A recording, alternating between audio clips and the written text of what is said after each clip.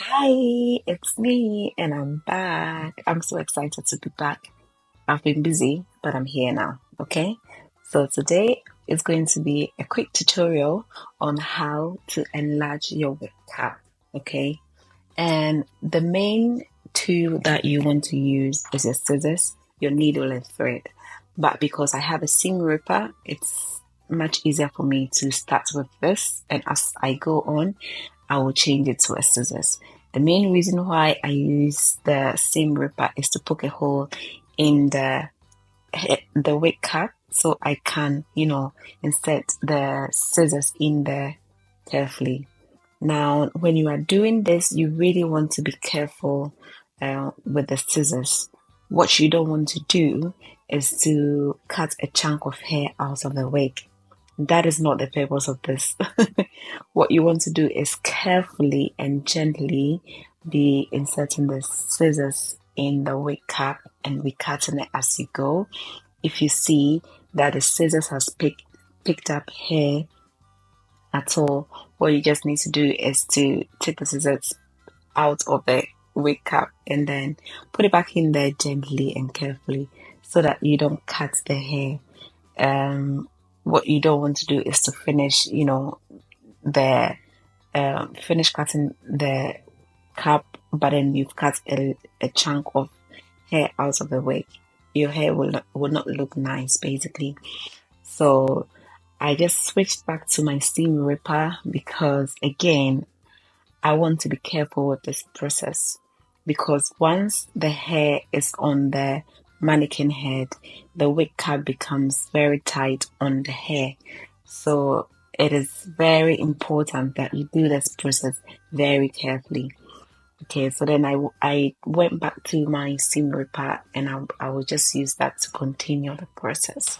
And carefully, again, even with a seam ripper, I'm being careful with it to cut the wig cap. I have a video where previously I showed a tutorial on how to, make your wig cap smaller.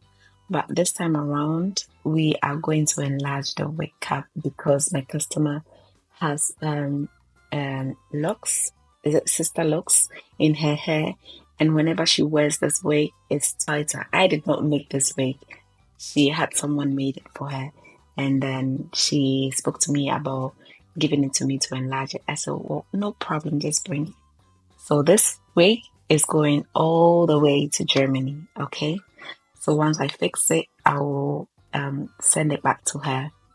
And so what I am doing now, I'm just putting bigger wig cap on the hair so that I can map out the um where we cut, where I've already cut, because with when the wig cap is on the hair, it's quite difficult to see where the cut is. And you don't want to be stitching everywhere or anywhere. So I'm just mapping it out. So I will use that line as a guide to, do the sewing. What you don't want to do is do a messy work. Okay. Anyway, this is for my customer, so I don't want to do a messy work. So after mapping this out, I will just take my needle or my thread and I will just start sewing. And again, because this is already I've set a guide on the hair on the wig cap, it's going to serve me like it's just going to make the process very easy. And as you can see here, I'm just stitching on the line that I've already marked out. So that's why you just need to use a marker. It will help you if you really can't see, especially when you put the wig cap on the hair.